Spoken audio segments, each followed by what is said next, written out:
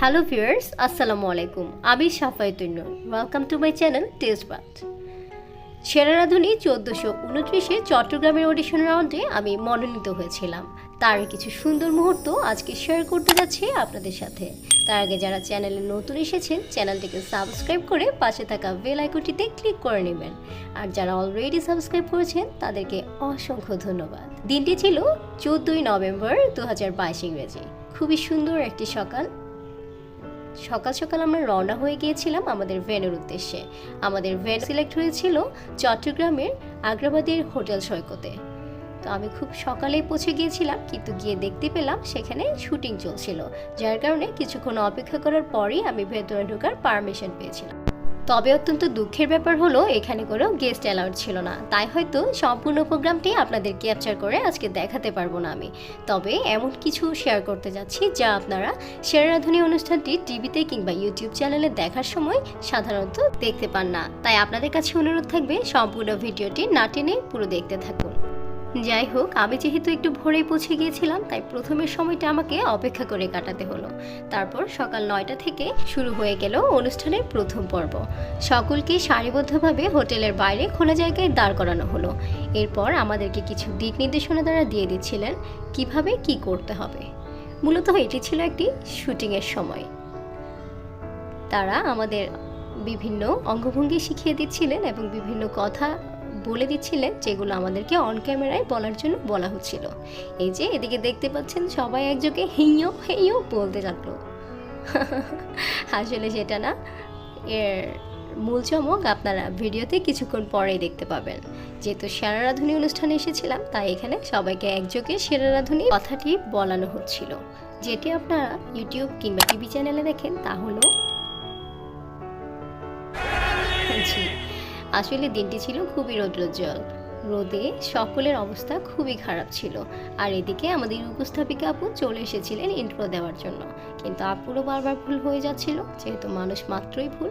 তো অবশেষে আপু খুব সুন্দর করে ইন্ট্রো দিলেন।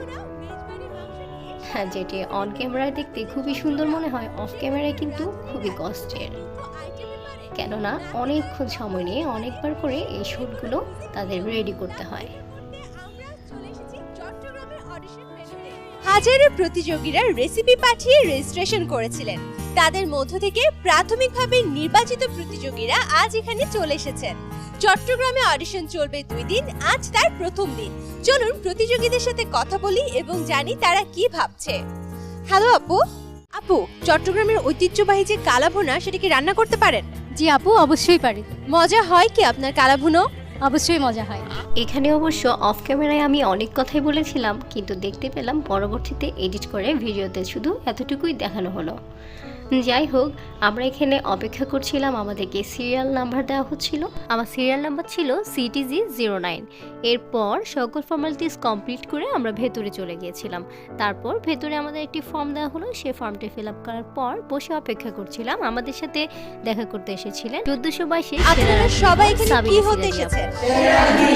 কিন্তু সেরা রাঁধুনি হওয়া কিন্তু মোটেও সহজ না। তাই ভাবলাম আপনাদের জন্য একটা সারপ্রাইজ নিয়ে আসি। আপনাদের জন্য যে সারপ্রাইজটা এনেছি সেটা হচ্ছে, আপা কেমন আছেন? ভালো, তুমি কেমন আছো? আমিও বেশ ভালো আছি। ওনাদের উদ্দেশ্যে যদি কিছু বলার থাকে। আপনারা সবাই কেমন আছেন? আমি সাবিনা সিরাজি, আমি 1422-এর উইনার। আপনাদেরকে দেখে আজকে আমার প্রথম দিনের কথা মনে পড়ে গেছে।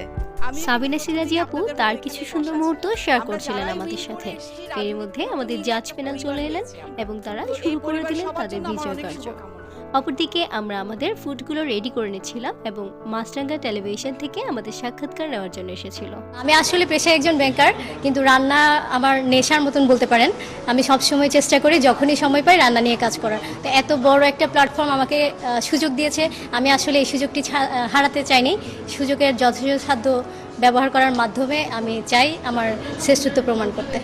তো মাছরাঙ্গা টিভি থেকে আমার স্পিচ নিয়ে নিল, আর এদিকে সিরিয়াল অনুযায়ী সকলে নিজেদের ফুডগুলো ডেকোরেশন করে নিচ্ছিল। আমি আমার ফুডগুলো রেডি করে নিলাম। এই যে দেখতে পাচ্ছেন, আমি তৈরি করেছিলাম পাইনাপল চিকেন, সেমার শিখান এবং Coca Cola theme chocolate sponge cake. আর অপরদিকে সকল প্রতিযোগীদের ক্রমান্বয়ে ডাকা হচ্ছিল, তারা জাজদের ফেস করছিলেন। এক পর্যায়ে আমি চলে এলাম জাজদের ফেস করতে। এখানে দেখতে পাচ্ছেন আমার ডেকোরেট করে আনা খাবারগুলো। জাজরা কিন্তু আমার খাবারের লুকস দেখে খুবই প্রশংসা করেছিলেন। আর পাইনাপল চিকেন আর সেমাই শ্রীখণ্ডের টেস্ট খুবই প্রশংসনীয় ছিল। কিন্তু বিপত্তি বাঁধলো কোকাকোলা থিম চকলেট স্পঞ্জ কেকটি নিয়ে। এই কেকটি ভাঙার জন্য হ্যামারটি আমি নিয়ে যেতে ভুলে গিয়েছিলাম। তারপর জাজরা আমাকে আগামীবার ট্রাই করতে বললেন। আমি যখন চলে আসছিলাম ঠিক সেই মুহূর্তে আমাকে ডেকে আবার ওয়েটিং কার্ডটি দিলেন। এখানে পেয়ে গেলাম আমি আমার সোনার হরিণ ওয়েটিং কার্ড আর সার্টিফিকেটস, আর সাথে অনেকগুলো গিফটস রাধুনির পক্ষ থেকে। অনেক ধন্যবাদ জানাই রাধুনিকে এত সুন্দর একটি প্ল্যাটফর্মের আয়োজন করার জন্য, যার মাধ্যমে আমরা রান্নাকেও এক অনন্য অসাধারণ পর্যায়ে নিয়ে যেতে পারি। দিনটি ছিল আমার জন্য অনেকগুলো আনন্দঘন মুহূর্তের সংমিশ্রণ। এত প্রফেশনাল অভিজ্ঞতার ভিড়ে এই ক্ষুদ্র আমি যে মনোনীত হয়ে গিয়েছিলাম, এটি ছিল আমার জীবনের পরম পাওয়া। কিন্তু অত্যন্ত দুঃখের সাথে জানাতে হয়, আমি যেহেতু পেশায় একজন ব্যাংকার আর তাদের প্রতিযোগিতা নিয়ম অনুযায়ী পরবর্তী রাউন্ডে যেতে হলে 45 দিন তাদের সাথে কাটাতে হবে, তাই আমি ছুটি ম্যানেজ করতে না পারায় আর যাওয়া হয়নি। তারপরও সকল আক্ষেপের জলাঞ্জলি দিয়ে সেরা রাঁধুনি আমার জীবনের ঝুড়িতে যে সুন্দর একটি দিন উপহার দিল, তার জন্য অসংখ্য ধন্যবাদ। যাই হোক, সেরা রাঁধুনিতে আমার সবচেয়ে আলোচিত এই কোকাকোলা থিম চকলেট কেকটির রেসিপি কিন্তু ইতিমধ্যেই আপনাদের সাথে শেয়ার করেছিলাম। সেটি পুনরায় দেখতে হলে অবশ্যই ডেসক্রিপশন বক্সটি চেক করতে ভুলবেন না যেন। আর প্রায় 11,000+ মানুষ এই ভিডিওটি আমার উপভোগ করেছেন, তাদেরকে অসংখ্য ধন্যবাদ। তো আজকে এখানেই শেষ করছি, পরবর্তী ভিডিওতে আবার দেখা হবে ইনশাআল্লাহ। সে পর্যন্ত সবাই ভালো থাকবেন। আল্লাহ হাফেজ।